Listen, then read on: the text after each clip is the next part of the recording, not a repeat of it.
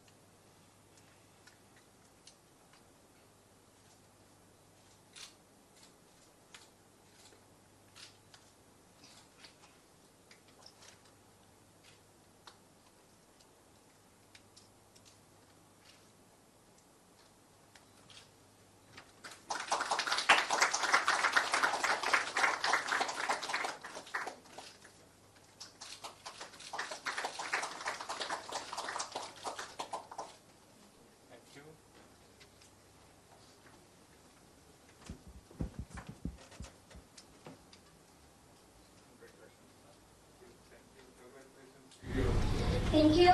I kindly invite Minister of Finance, His Excellency Ibrahim Amir, to say a few words.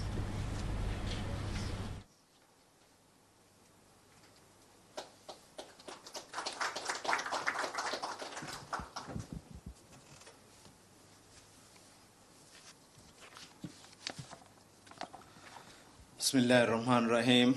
All praises are to Allah subhanahu wa ta'ala, the most merciful, the all beneficent, and peace be upon Prophet Muhammad sallallahu alaihi wasallam and his companions. Cabinet colleagues, High Commissioner of India to the Maldives, His Excellency Mr. Sanjay Sudhir, Ambassadors, MD of FCON's Infrastructure Limited, ladies and gentlemen, Assalamu alaikum and good morning. Today marks the occasion of the contract signing of the Greater Malay Connectivity Project. This project is key to transforming the Greater Malay region and will enable us to switch gears and bring about an upward shift in the growth trajectory. This occasion is especially welcome in the midst of challenging circumstances we are all facing. Given the times, I intend to take this opportunity to make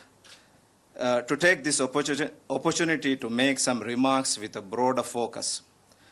Firstly, I want to start with an overview of the strong start we made in 2019 in delivering our pledges to the Maldivian people. This momentum we gained was derailed by the COVID-19 pandemic, which forced us to change our strategies and approach. Secondly, I will touch upon the impact of COVID-19 on the Maldivian economy and how we are addressing the challenges that materialized. Finally, I plan to address the significance of the project that we are embarking on today. Ladies and gentlemen, the first year of this administration was one of remarkable success. On the economic front, the year 2019 saw real GDP increase by 7% in comparison with an average of 6.4% over the last 5 years. This growth was driven by the tourism sector, and we welcomed a record-breaking 1.7 million tourists to the Maldives. The tourism sector expanded by 13.2% in real terms in 2019, the highest growth the sector experienced in any year since 2006. We had a strategic vision which materialized in the form of the government's strategic action plan. Guided by the SAP and supported by high revenue collection reflecting the strong economy, we embarked on an ambitious public sector investment program to address key infrastructure and enduring social challenges facing the country. The development of 5 regional hospitals to tertiary level was initiated in 2019 and is now close to completion. To ensure safe water for all, one of our biggest priorities was to establish water and sanitation facilities on every inhabited islands. To achieve this, we initiated projects in 33 islands during the first year in office. 34 harbor projects was initiated to address the connectivity and transportation issues facing our population. We are fully invested in developing our human capital to reap demographic dividends. The government-sponsored first-degree program, free of charge to students, was initiated in 2019 to achieve this. The programs run successfully to this day, providing access to tertiary education to all our citizens who wish to pursue it. I have no doubt we will see the returns from this initiative in the coming few years. Those were just a few of the accomplishments we made during 2019.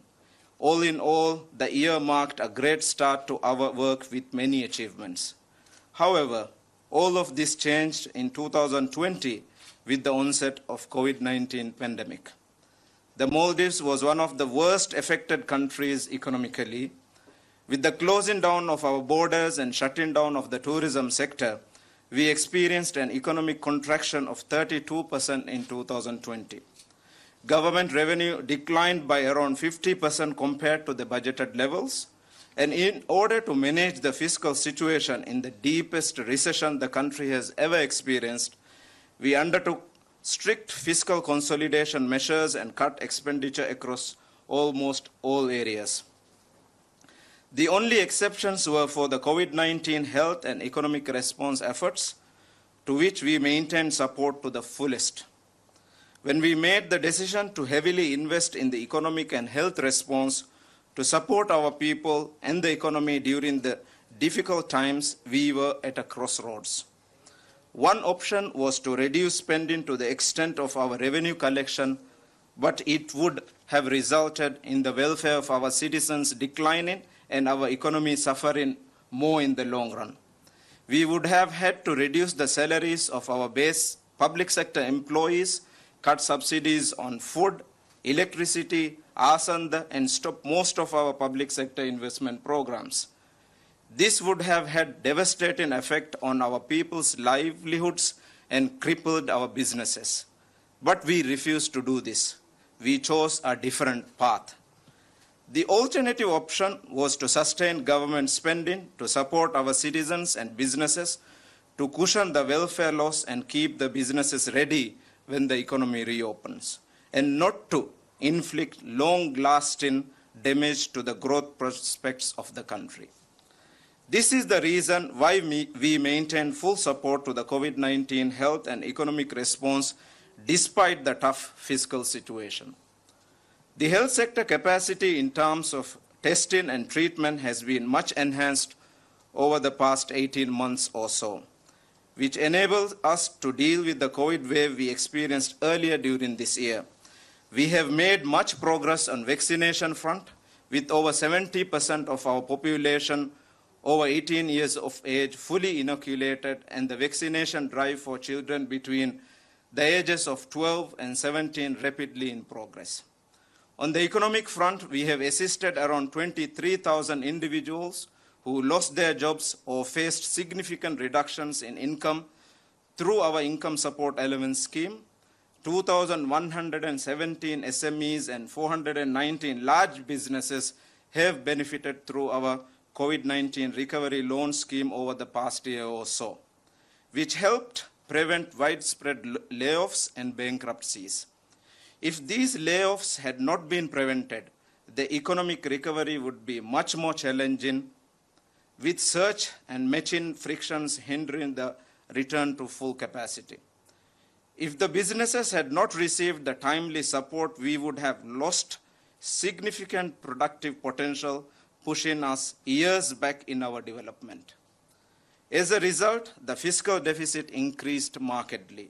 Our debt to GDP ratio jumped from 63% to 160% in 1 year, partly due to the widening deficit, but mostly due to the sharp contraction of nominal GDP.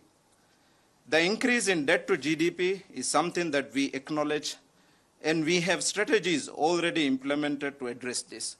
However, I believe that fiscal austerity in the face of a deep crisis will make a bad situation worse.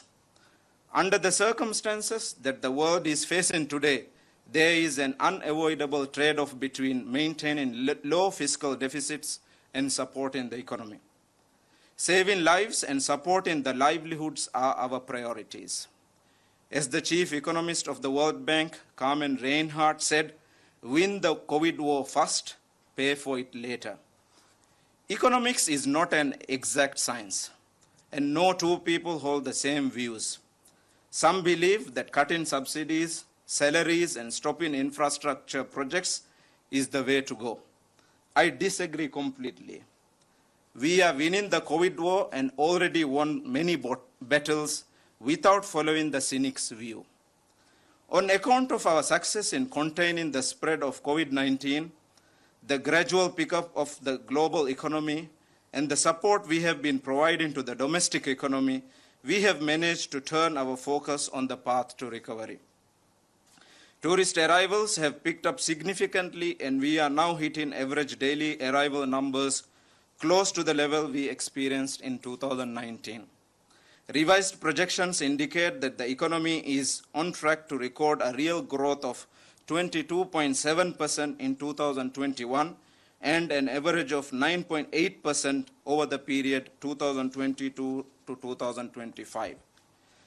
Reflecting this, the government revenue collection is also improving. While fiscal consolidation measures are still in place, we are pressing on the implementation of funded infrastructure projects as we did during the peak of the COVID-19 pandemic. And this does not mean that we are disregarding fiscal prudence or backtracking on addressing the increase in our debt to GDP numbers. While the disbursements of the loans that funded these projects will add to the fiscal deficit as the projects progress, the majority of financing for these projects are concessional or close to concessional, with considerably low interest rates and long repayment periods. It would be a shame and highly regrettable not to utilize this funding just to record low deficit numbers, especially with regard to projects that directly affect the quality of life of people, such as water and sewerage projects, and those that will increase the country's growth potential in the future, such as the Velana International Airport development, the commercial port project, or the Greater Male connectivity project for which we are all gathered here today. One of the best examples of such projects with favorable terms is the Indian Exim line of credit, $800 million for multi-sector projects, $400 million for the Greater Male connectivity project, and the $50 million for defense-related projects, all of which has an interest rate of 1.75%, 5-year grace period, and 15 years repayment. The $800 million facility includes the financing for water and sewerage projects, Addu City development, the commercial port development project, the MIFCO facility upgrading, amongst others, which are key priority projects of the government. With regard to the Greater Male connectivity project, under the $400 million facility, I would like to reiterate our sincere appreciation towards the $100 million grant extended by the Government of India to further reduce the financing gap for this very important project. This period of recovery is the opportune time to make structural changes and address the bottlenecks in the economy to build back better.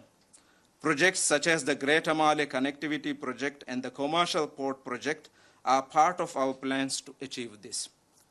Therefore, while spending on these projects is adding on to our outstanding debt, these debts are of very favorable terms, with a long maturity period and low interest rate. In fact, the weighted average interest rate of our external debt portfolio, including the recent Sukuk issuance, is 3.5%. We need to make this distinction, as this means that despite the increase in our debt levels, our debt repayment and carrying capacities remain intact. The government of Maldives has never defaulted on its debt and remains in position to comfortably honor all our debt obligations going forward. As I highlighted before, the Greater Male connectivity project will transform the Greater Male region and the Maldivian economy. In addition to addressing the challenges in connectivity between Male, Velingili, Gulifalu, and Thilafushi, the bridge will be essential to reap the full benefits of the relocation of the commercial port from Male, which is planned to be established in Gulifalu. The logistics of our waste management operations will also be simplified. The bridge will also ease the congestion of the Male area, as commercial activities are to be relocated to Gulifalu or Thilafushi. As mentioned above, this project will be financed under the dedicated $400 million line of credit extended by the Indian Exim, and also with the $100 million grant from the Government of India, which we signed last year in October. I would like to highlight that this key project is being financed at very concessional terms through the Indian Exim and the Government of India's assistance, especially during these challenging times. In 2019, our GDP was around $5 billion in real terms. That was with 1.7 million tourist arrivals.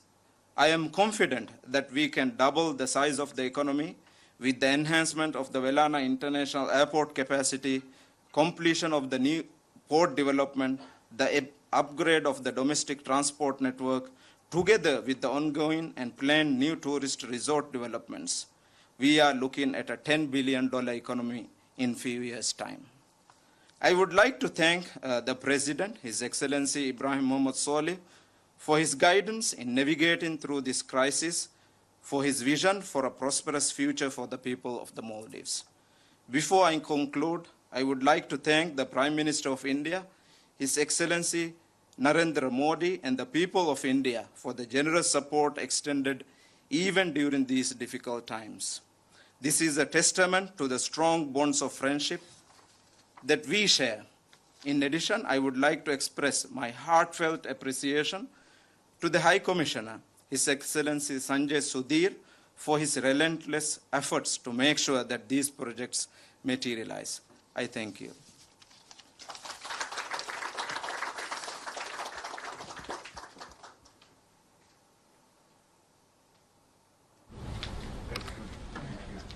Thank you, Mr. Minister. Now I kindly invite High Commissioner of India to Maldives, His Excellency Mr. Sanjay Sudhir, to say a few words.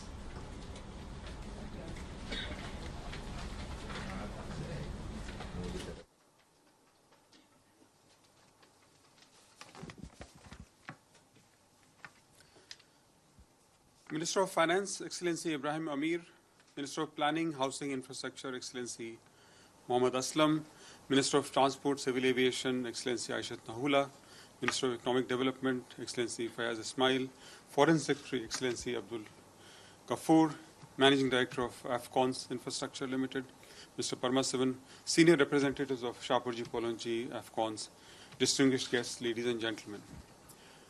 Today is indeed a historic day. We have just witnessed the signing of the largest Indian-assisted project, the $500 million Greater Male Connectivity Project. GMCP, as we refer to it in short, supports the vision of President Soli and Prime Minister Modi for strong bilateral relations. It is a concrete example of working in tandem of the India-first foreign policy of the Maldives and the neighborhood-first foreign policy of India. The importance of this mega project is signified by the fact, and as Finance Minister Ibrahim Amir just mentioned, that 20% of the cost, that is about $100 million, will be met through an Indian grant, and the remaining $400 million through a line of credit by the Exim Bank of India. The seeds of this project were planted during External Affairs Minister Dr. Jayashankar's visit to Mali in September 2019. We have reached the contract signing stage, I think, in record time.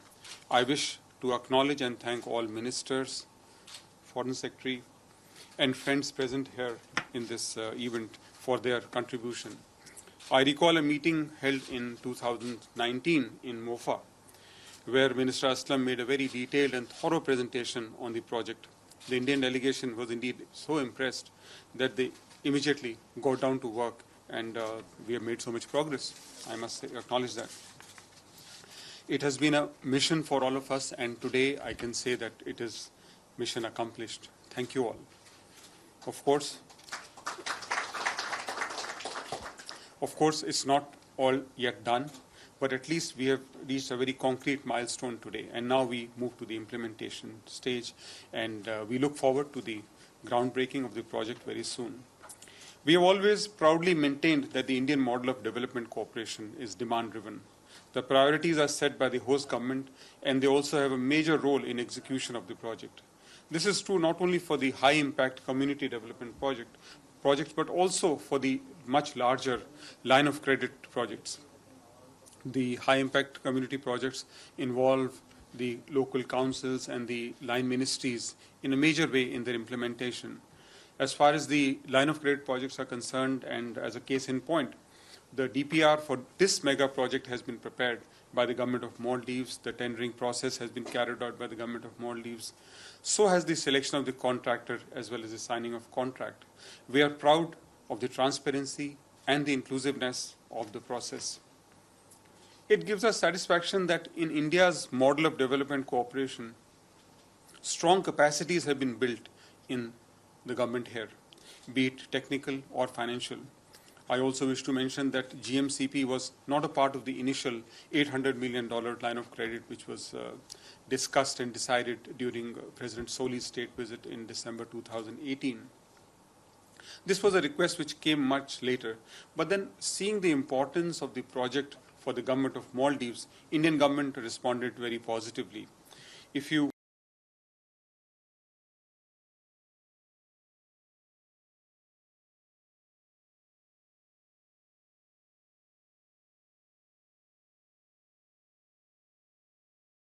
have an overall look at Indian line of credit and community development projects, you will see geographical dispersal as well as thematic variety.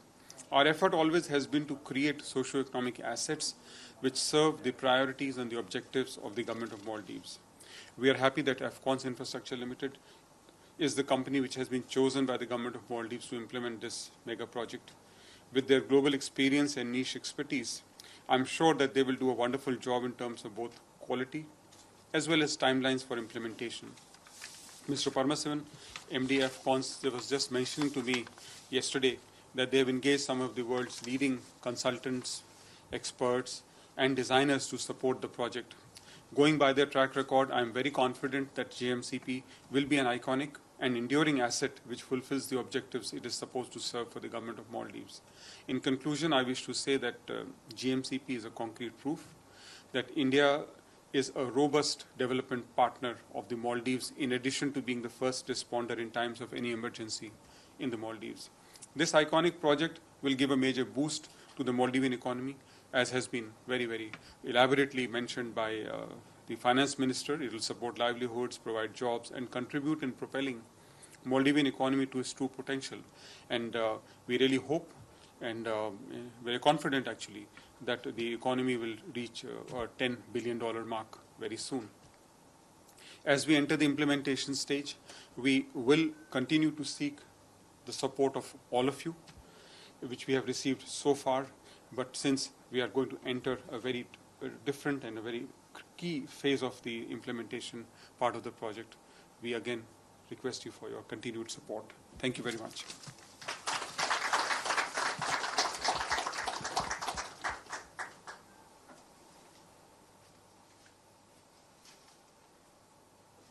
Thank you, High Commissioner. Now I would like to call Managing Director of FCONS Infrastructure Limited to hand over a token of appreciation to the ministers present.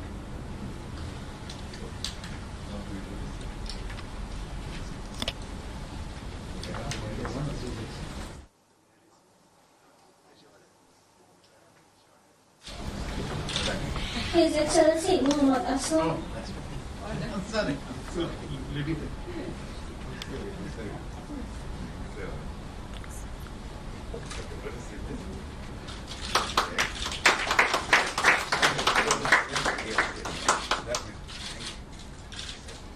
Her Excellency Aishatullah.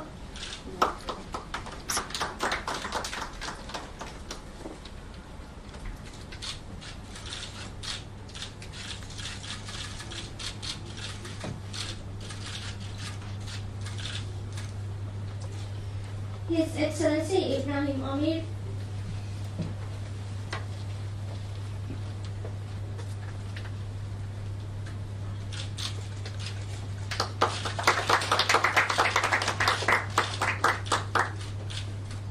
His Excellency Fayyaz Ismail.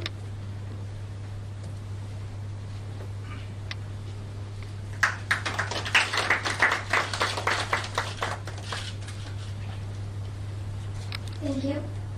We have come to the conclusion of this ceremony. I will now request everybody to kindly proceed once.